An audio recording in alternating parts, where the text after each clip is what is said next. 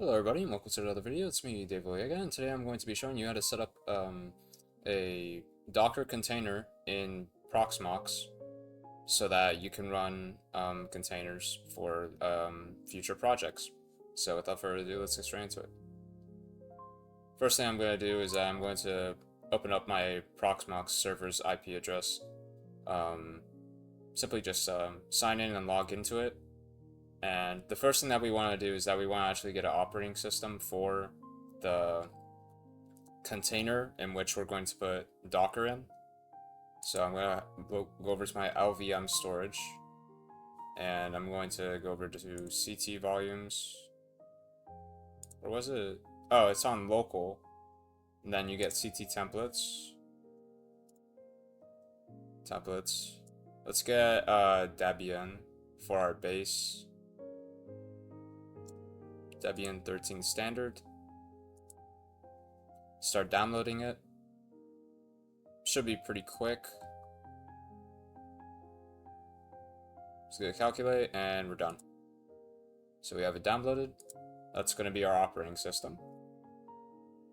So the next thing that we can do is that we can navigate over to the actual node and we can create a CT or container. I'm gonna give it a ID of 101. Let's give it 100. CTID just gives an ID for the actual container. So if you have one that's already labeled as 101, then you have to step up to 102, vice versa. I don't have any at the moment because I literally just installed Proxmox, so I'm gonna stick with 100. I'm gonna give it a host name of Docker main. It's not about, oh yeah, you have to use hyphen. Unprivileged container, nesting. I'm going to give it a password. So this is just for you. So I'm going to give it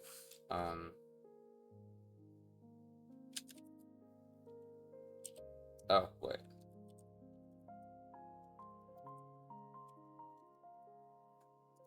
Then you have to repeat it.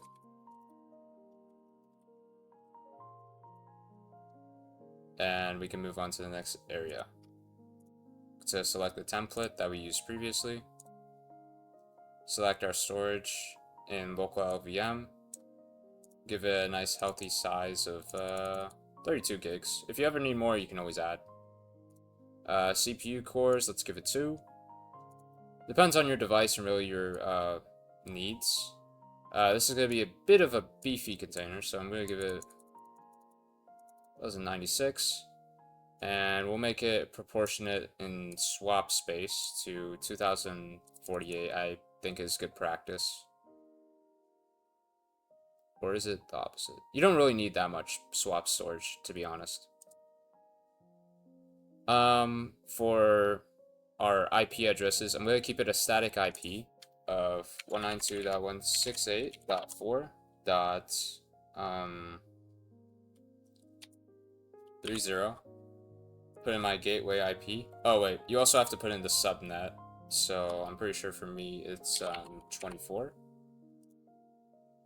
And for the gateway, 196.4.1. If you want to check out the subnet for your PC, just go over to your shell on your computer and type in IP-ADDR. And then enter it, and you should see it next to your IP address for the computer. For IPv6, I'm just going to keep it at DHCP. Not really going to mess around with that too much. And we can go on to the next options and start after it's created. Should take relatively minimal amount of time. While this is happening, let's hop over to our Docker install script. GitHub/docker/docker install. From here, it will just allow you to use curl to get all the resources from this HTTPS or just this website to just get the download, and then we can install it from there. So we'll just use this command. Pretty easy. If we end up not having curl installed with our Debian distribution, then I'll just download it, show you how to do that. And we're logged in. I'm pretty sure that it's just roots. And then the password that we used. Oh, wait, I most certainly messed that up.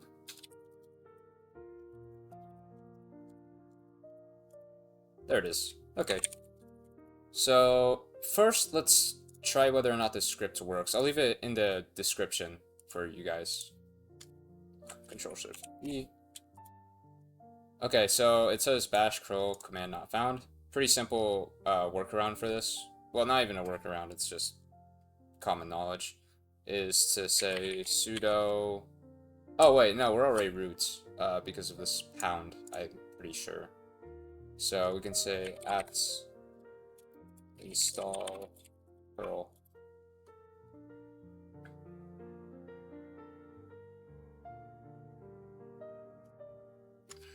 That's fine. Unable to fetch.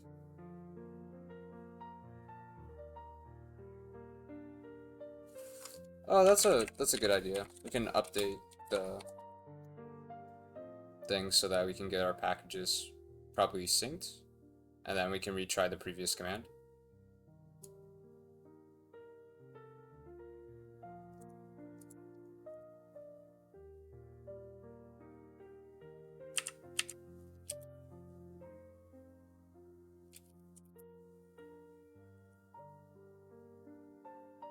Alright, that seems to have worked. After that update, and we can try to install... No, we literally just tried to install it. Was this the command?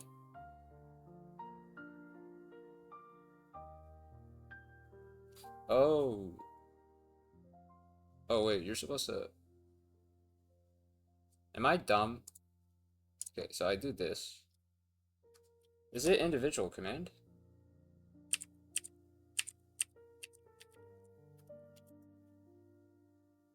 So we get the script and then installs it. I am very slow. It's been a while since I've done this. I recently just decided, like, you know what, this server has been lying around doing nothing, like a lot of my projects, so I might as well put it to good use. Record a video on installing Docker. So yeah, come back when it's finished. Alright, so after a little bit of time, see it's downloaded.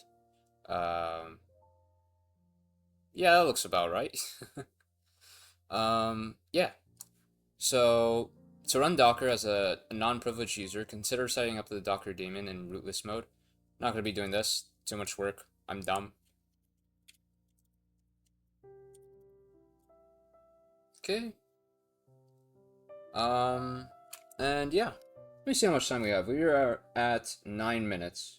Let's do something interesting. Let's get PIhole set up. One of the first projects you usually do when you get into Homelabbing is set up a DNS server so that you can block ads, basically, and like HTTPS domains, stuff like that.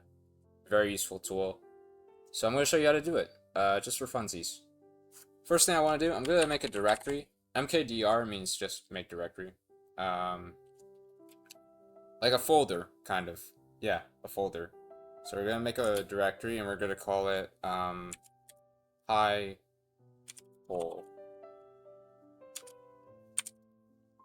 ls means to list, and we now have PIhole. So this is where we're going to put in all of our PIhole stuff. Let's go over to the PIhole website here. Go for the Docker install. And let's see here. Oh wait, let's check whether or not we have Docker Compose, because we're going to need that. So all it requires is that we just take this entire thing, or a compose script. It basically just gives the outline for the setup that we need. Let's change our directory into the one that we just created. Let's use nano, which is a text editor, so that we can paste in that information that we just copied. So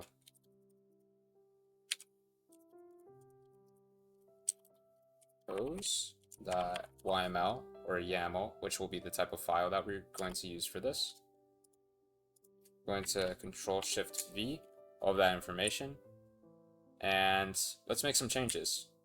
Most of these ports should be fine. If you ever have any trouble, you can configure that as needed. My time zone is not Europe or London. It's instead America and Detroit is what I usually use.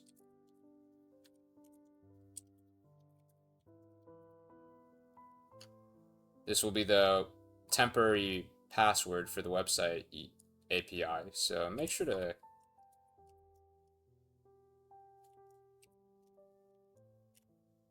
yeah, that was not as cool anymore.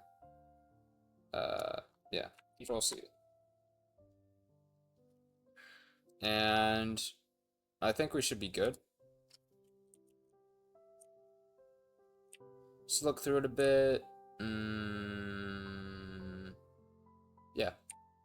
Can do Control-O, write the lines, and Control-Exit. Exit, clear that out, and then we can just say, and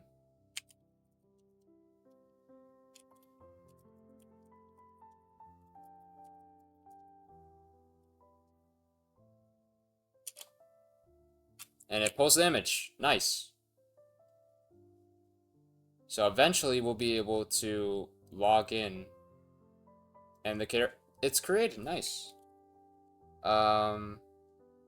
Docker PS will show us the containers that we're currently running, and we can see that it's using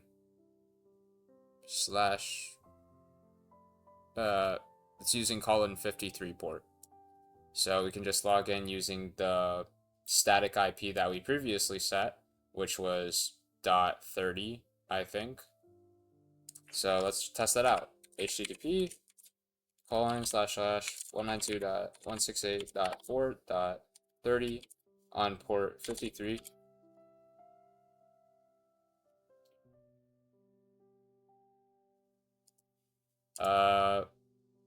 I guess we're not supposed to use that one.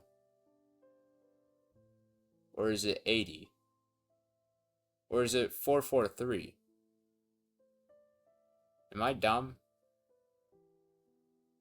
It might be 80. Because it does not seem to like that we're using that port. Oops, access denied. You don't have permission to access this URL. Do you mean to go to your Docker dashboard? Yes, I did. Huh. Okay, we're here in the admin login, and we can paste that password that we previously had.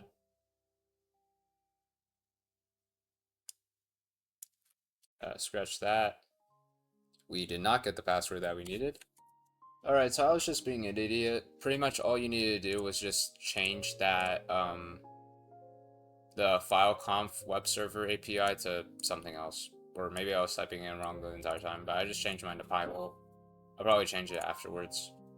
But yeah, just change the API password. It was like 10 minutes of troubleshooting. But now we have this. This is our dashboard, and we're going to be able to do some cool stuff with it. So right now it's not really giving us anything because nobody's actually using the server. So let's change that. So I'm going to go over to my computer settings for my Wi-Fi. And I'm going to try to change my DNS server over to the PIhole one so that I can start making requests to the server and it can start doing its thing. BV4.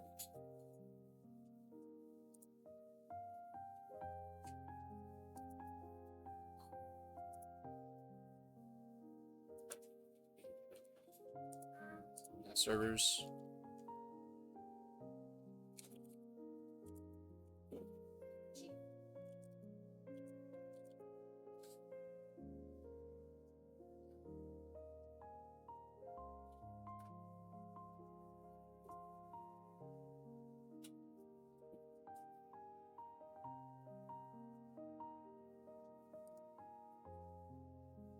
Okay. I'm not really sure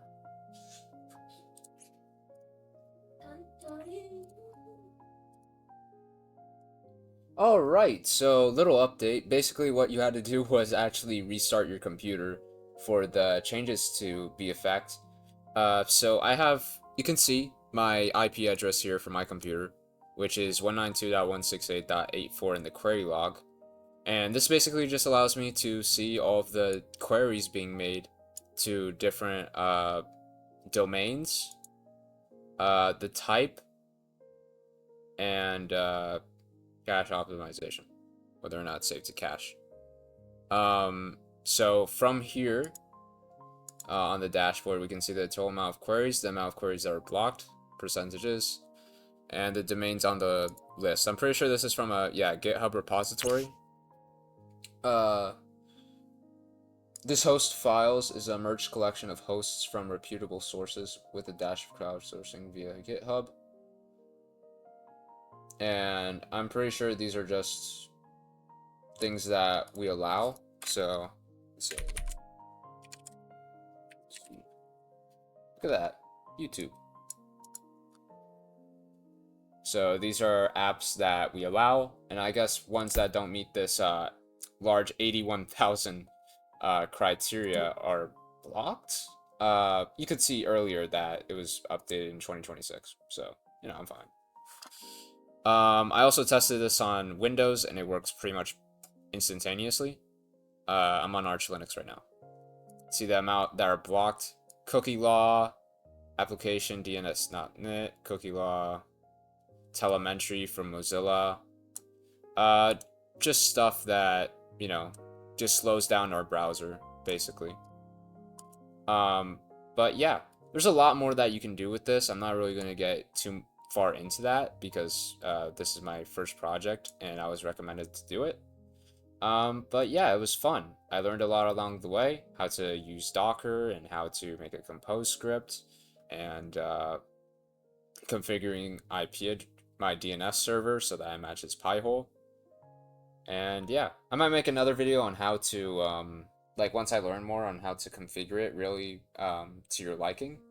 But yeah, this is PIhole, setting up Docker in a LXC container on Proxmox. Hope you enjoyed it as much as I did making it. And yeah, I hope to see you in the next one. Have a good day, everyone.